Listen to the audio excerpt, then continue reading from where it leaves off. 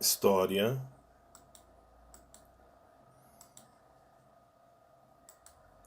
União Soviética e o Stalinismo.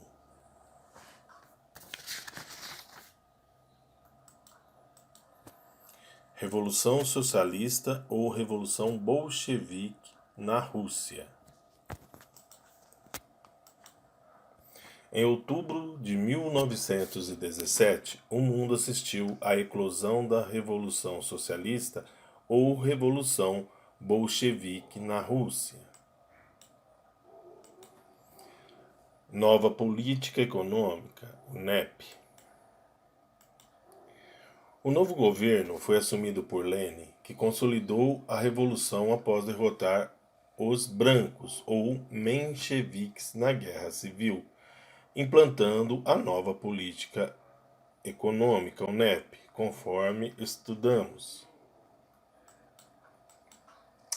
Os bolcheviques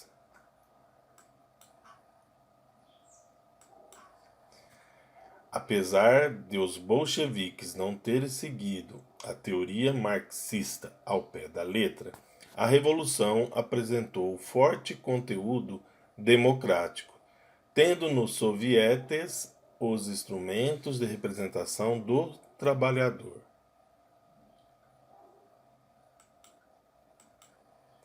Trotsky, comandante do Exército Vermelho.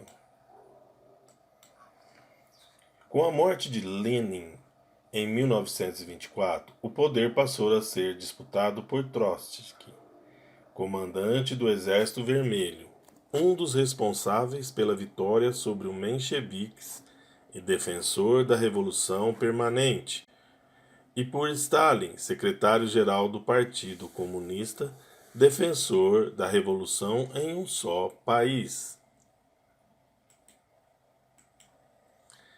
Stalin assumiu o poder.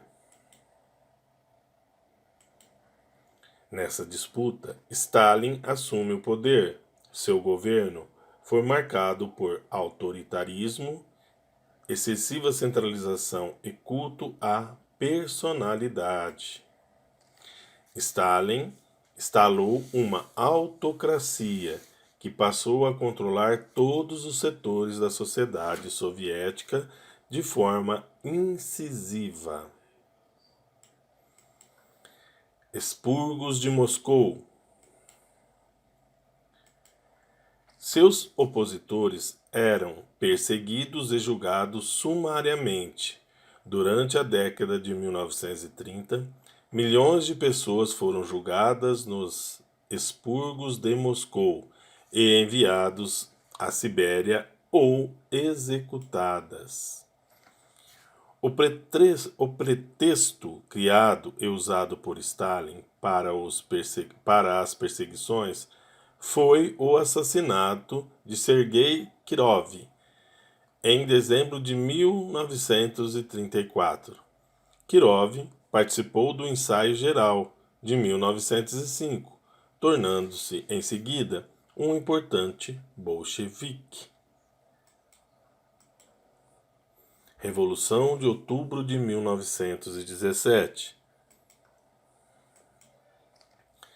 Teve papel atuante na Revolução de Outubro de 1917, assim como na Guerra Civil, que em seguida na Rússia, lutando pelo Exército Vermelho.